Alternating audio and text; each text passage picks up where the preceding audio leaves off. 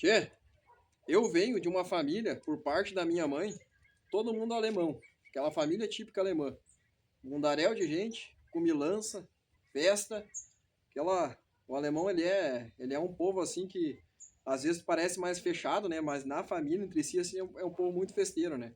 E dentro disso, além das festas e coisa, tinha muita história dentro da família. E essas histórias foram passando de geração em geração e acabou que alguns vestígios, algumas provas dessas histórias, alguns itens físicos ficaram. E a gente começou a estudar isso depois para ver se era verdade ou não, né? E essa minha família que veio lá da Alemanha, acho que vieram até antes da guerra para cá, se estabeleceram em São Leopoldo e se estabeleceram no interior de Gramado, eles trouxeram consigo algumas coisas de lá. E essas coisas aqui, teve umas que viraram lenda, outras que não, mas algumas que são provas aí de algumas coisas que aconteceram. E hoje eu vou contar para vocês a história do lobisomem. Nós temos três histórias na família que são histórias assim que correm de pai para filho aí. Que uma é a história do lobisomem, outra é a história da cobra gigante e a outra é a história do livro amaldiçoado. A história do livro amaldiçoado é a que eu mais tenho conhecimento, porque antes de falecer o meu avô me contou toda essa história. E essa história ela veio um pouco mais recente para cá. Então é uma história que se terminou teoricamente há 20 anos atrás, que ainda tinha acontecido algumas coisas, que eu vou contar para vocês em outro vídeo. Mas hoje esse vídeo aqui a gente vai focar na lenda do tal do lobisomem, né? Eu vou dizer uma coisa pra vocês, tá? Faz um tempo já, faz o quê? 1, 2 anos. Eu vi um monte de relato de história de lobisomem. Eu vi uma montoeira de gente no interior falando que acreditava, que já tinha visto, que o fulano era isso, que o fulano era aquilo, que pegaram um lobisomem, que mataram, que outro que prenderam. E no meio dessas histórias tudo, tu vê que tem gente ali simples, mas que é gente de caráter, gente que não fica aumentando as histórias, gente que fala o que realmente viu. E tu vê que tem pessoa ali que só tá querendo ganhar fama, né? Alguma coisa, enfim, contando uma coisa que muitas vezes nem sabe de onde veio, né? E que ouviu falar de outro que ouviu falar. Então daí tu já fica com o pé atrás, tu consegue meio que selecionar as histórias que realmente fazem sentido ali, né? Essa história da nossa família é uma história que eu tô contando para vocês, mas é uma história que aconteceu com o meu bisavô. E a gente tem um item até hoje que seria a prova disso tudo, né? Eu vou dizer uma coisa para vocês, tá? Eu não duvido de nada. Eu, com os meus olhos, já vi cada coisa que muita gente diria que é impossível. Então eu tenho muito cuidado na hora quando uma pessoa está contando uma história, principalmente um relato do interior, porque realmente pode ter acontecido. Eu não tenho motivo para não acreditar, tá? Eu tenho, pelo contrário, eu tenho motivos para acreditar, porque eu já vivenciei coisas que para mim eram inacreditáveis e que eram impossíveis, mas que aconteceram. Não tem o que fazer, acontecer. E teve algumas delas até que eu tive testemunhas junto, e uma hora eu vou contar para vocês aí também do que se trata, tá? Mas essa história, ela começa lá na década de 30, de 40, acho que era mais ou menos por aí. Os meus bisavós moravam no interior de Gramado, interior da Serra Gaúcha do Rio Grande do Sul. E nessa região da Serra, vocês imaginem, né? Se hoje a gente vê notícia de puma, daqueles, a onça parda, aquela, né, o leão-baio que chama aqui, a gente vê notícia que o pessoal encontra, que mata os bichos, que de vez em quando lá acontece um ataque, nem aconteceu aqui em Osório que atacou o senhor em cima do cavalo, né?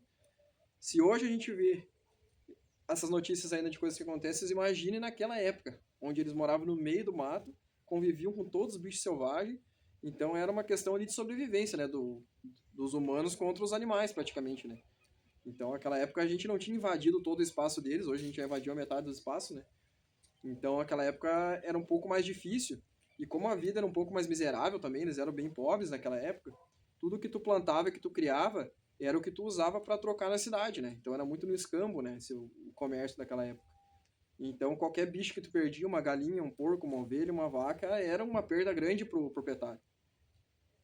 E, e lá no sítio do meu bisavô, acontece que os bichos pequenos, as galinhas, muitas vezes sumiam, mas daí era a jaguatirica, o gato do mato, era o cachorro do mato, era um lobo-guará, era um outro bicho, né? Tudo bicho que eles identificavam, né? Que eles conseguiam saber o que acontecia, que bicho que era. Mas tinha uma questão especial que sempre na lua cheia sumia um bicho maior, um bicho grande. E ele perdeu ali 2, 3 bichos nessas luas cheias. E meu bisavô já cansado já de perder bicho e não saber mais o que fazer, ele tinha uma carabina calibre 20, que eu não sei se ele trouxe de lá de fora, ou foi fabricação artesanal daqui, alguma coisa assim, mas era uma arma bem antiga, bem artesanal, que ele usou para caçar o que ele chamou de lobisomem. E como é que foi essa história, né? Ele fez uma espreita na lua cheia, dentro do curral, para ver se o tal do bicho aparecia. E o bicho não apareceu, não teve nada. Aí ele pensou, não, vou ficar escondido dentro de casa, porque daqui a pouco ali eu fico ali, o bicho vai notar que tem gente ali e não vai vir, né? Então ele ficou para dentro de casa e quando ele veio para dentro de casa, lá pela madrugada, ele ouviu uns barulhos. E nesses barulhos ele ouvia um rosnado e ouvia os quebrar das folhas, né? E no que ele percebeu já, o bicho já estava atacando um terneiro dentro do curral. Dentro da mangueira lá que eles tinham, né? E ele foi de passo a passo com a espingarda e entrou no curral. E no que ele entrou no curral, ele contou para minha bisa e para todos os familiares que o bicho se levantou. E no que o bicho se levantou, o bicho era maior que ele. Meu bisavô, ele devia ter ali 1,80 mais ou menos. E ele falou que o bicho era muito maior que ele. E que o bicho abriu os braços. E que quando o bicho abriu os braços, ele viu que não era um animal comum. E que também não era um humano. Que era um híbrido dos dois. E ele, com a espingarda, deu um tiro no bicho. E o bicho saiu tastaviando e ele deu outro tiro no bicho. Só que ao mesmo tempo, tava com adrenalina, com euforia, ele voltou e o bicho foi para dentro do mato. E aí eles foram atrás desse bicho para ver o que era. E quando se depararam, eles viram que não era nem um humano e nem um lobo, né? Nem um cachorro, né? Que era uma espécie de híbrido que tinha mão humana e pé humano, assim, membros. Então era tudo muito semelhante com o humano. Só que naquela época não tinha registro fotográfico, não tinha nada, né? Aquilo lá ficou dentro da cidade, ficou dentro da cultura, dentro do folclore, né? E, e essa história correu muito pela família, porque a minha mãe sempre usava essa história quando nós ia pro interior, pro meio do mato, pra gente não se sumir, a criançada não se sumir dentro do mato. Ela usava a história do Fuchs. Fuchs é lobo em alemão, né? E ela sempre falava que o Fuchs ia nos pegar. E ela até fazia, né? Ela imitava o lobo, né? Fazia, né? O som para que a gente ficasse com medo e ficasse por perto de casa e não saísse, né? Era uma bela história para deixar as crianças tudo pertinho, né? Todo mundo morria de medo do tal do Fuchs, né? Só que também, dentro dessas histórias, tem a história de que um cara da cidade sumiu e que o cara não foi encontrado mais.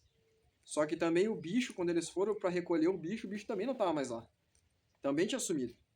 Mas o meu bisavô jurava de pé junto que era um lobisomem, que não era humano. E eu vou dizer uma coisa para vocês, pessoal. Naquela época, o pessoal do interior, eles eram pessoas muito sérias. Eles eram pessoas que muitas vezes não tinham tempo para brincadeira. Não tinha muito tempo para ficar contando lorota. Eles falavam aquilo lá realmente que eles viam. E vocês imaginam, nós estamos falando de muitos anos atrás. Vocês imaginam como é que não era a vegetação do local, a cidade era bem menor, eram casas, sítios espalhados, né? Não era aquele aglomerado que é hoje. E vocês imaginam também o que não tinha de bicho dentro do mato, né? E eles estavam acostumados a ver esses bichos, tudo. Lobo-guará, essas onças, todas as coisas que a gente vê hoje aí, eles eram acostumados a ver esses bichos. Então eles não iam errar no relato ali, né? E o meu bisavô também não queria fama com isso. Ele só queria que acabasse os ataques ali dentro da propriedade. E essa história ficou e foi passando de pai para filho aí. Foi uma história conhecida lá também. Essa arma ficou na família justamente por causa dessa história. Eu não sei onde é que tá essa arma, não sei se está com meus tios, está no museu, porque eu sei que tem um museu que foram algumas coisas deles. Mas em algum lugar ela tá. E essa arma sempre foi tida a história como a arma que matou o lobisomem. E sempre houve conversas na família, não, porque era um tamanduá, que deu o tamanduá abriu os braços e o bis achou que era um lobisomem. Ah, não, porque era um lobo-guará, que era mais grande, né, que caminha tudo errado e também foi pegar. O bis achou que era um lobisomem. Mas eu vou dizer uma coisa pra vocês, tá? Eu já vi muitos relatos de pessoas aí que viram lobisomem, que viram transformações, de pessoas sérias, pessoas do interior, pessoas que a gente vê que estão falando a verdade. E é uma coisa que eu não duvido. Tá? Então eu tenho total ciência disso, que pode sim acontecer. Eu não vou duvidar falando que não, falando que sim, vamos ver, né? Mas eu acho que alguma coisa tem de estranho nessas histórias, tá? Inclusive, eu tive a oportunidade de conhecer um senhor que ele diz que ele já foi lobisomem. E que ele foi lobisomem através de uma reza. E que ele ficou preso àquilo e que foi uma maldição para ele. Que até hoje ele tenta se livrar daquilo. E ele me explicou algumas coisas que falam do lobisomem. Ele me explicou que tem o lobisomem de nascença, que daí tu tem a transformação dentro de ti mesmo, que aí eu não sei como é que funciona a questão da escolha, né, pra tu nascer com isso, mas que na lua cheia tu te transforma. E tem a questão da reza, que se tu tem o acesso a esse livro, a essa reza, e tu faz aquela leitura consciente, sabendo dos deveres e dos direitos que tu vai ter em cima daquilo, tu se transforma em lobisomem na lua cheia.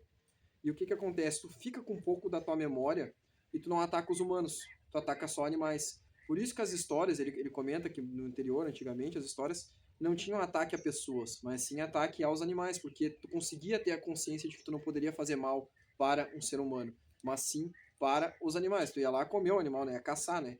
Só que muitas vezes tu ia lá, matava o animal e nem comia. Porque tu ainda te dava conta, isso ele contando, né? Que tu ainda te dava conta que tu era meio humano, meio lobisomem, era meio estranho, mas tu tinha aquela sede, aquela necessidade de tu fazer essas matanças. Então por isso que muita gente relata nas histórias que deu tiro em um lobisomem dentro do curral, dentro de casa, que isso aqui, sempre pegando um bicho, né? As histórias assim que a gente vê não é muito de pegando o ser humano, apesar de ter várias histórias de correr atrás, né? De que, enfim, de que o pessoal viu no mato e acabou fugindo, mas que não houve maldade, né? Mas, depois de conhecer todos esses relatos, né, eu resolvi fazer esse vídeo aqui para que vocês também possam contar nos comentários se tem essas histórias na família de vocês. Porque eu sei que, principalmente quem mora no interior, né, avô, bisavô aí antigo, sempre tem uma história, ou a história da noiva, ou a história do lobisomem, ou a história do fantasma, da assombração. Então, deixe nos comentários aí se tem isso na cidade de vocês, da onde que vocês são, pra gente estar conhecendo. Porque realmente, assim, são histórias bem interessantes e que foram preservados na nossa família, né? Eu não sei, infelizmente não sei de muitos detalhes dela, porque como meus avós eles são falecidos, então a gente não conseguiu pegar tantas informações, mas pelo que a gente sabe é disso, e pelo que a gente sabe, o meu bisavô ele jurava de pé junto, olha, era um lobisomem, não tô brincando. Aquilo lá que a gente viu, tanto é que ele ficou meio ressabiado, né? Não falava muito da história depois, mas ele teve essa oportunidade de ter esse confronto. E segundo ele, o bicho foi pra cima dele e ele carcou bala no bicho lá e acabou que o bicho morreu e não conseguiram retirar, e depois o bicho sumiu. Então não sabe se morreu ou não morreu. A pessoa que tinha sumido na cidade também, eu não fiquei sabendo se ela apareceu ou não. Mas provavelmente, né, se morreu, a pessoa também morreu, pelo que eu sei das histórias, né? Mesmo que seja o lobisomem que não sobrevive, tu vai tomar 2, 3 tiros ali. Então, mas o que eu sei também é que essas pessoas que se transformam, elas têm um olfato, uma audição, né? Tudo realmente assim, que nem como se fosse um cachorro. E eu vou dizer pra vocês assim, tá? Eu moro no meio do mato, eu moro no sítio. E às vezes a gente anda pelo meio do mato aqui, pelas coisas, a gente ouve e vê umas coisas aí que é meio estranho, tá? E tu fica com o pé atrás, né? Então, principalmente se tu já conhece as histórias, tu fica meio assim, né? Então, até o meu bisavô sempre falava, vocês forem andar no mato, nunca andem desarmados. Sempre andem armado, porque pode vir algum bicho, alguma coisa, que vocês não estão esperando, e fazer ali uma surpresa para vocês, querer atacar vocês, né? Então tem que estar sempre bem, tem que estar com uma guarnição bem boa ali para não sofrer com esse tipo de coisa. Mas são histórias que rolam na família aí, né, pessoal? Então eu queria saber se vocês têm alguma história parecida ou não. Que nem aqui no sítio, se tivesse lobisomem, ó. Esse aqui provavelmente ia ser uma presa dele, né? Só que daí ia estar o capitão aqui, os outros cachorros juntos, que eles vivem sempre juntos, pra defender, né? Será que dá conta do lobisomem, capitão? Cara, tu é forte, né? Esse cachorro aqui não sente dor. Não sente dor nunca. Os negócios se enfia no meio do espinho e não sente nada. Eu acho que talvez daria, né? Vocês defenderiam o ovelho. Mas é isso aí, pessoal. Queria só contar essa história pra vocês aí, só pra relatar mesmo. E deixa os comentários aí, deixa o like também, compartilha o vídeo com quem é do interior, quem é mais antigo aí, pra ver se o pessoal tem essas histórias aí da família também. Tá? E eu vou tomar meu chimarrão que eu contei pra vocês, não tomei um chimarrão aqui, né? Desde eu comecei a contar. Mas é isso aí, pessoal. Muito obrigado aí. Até a próxima.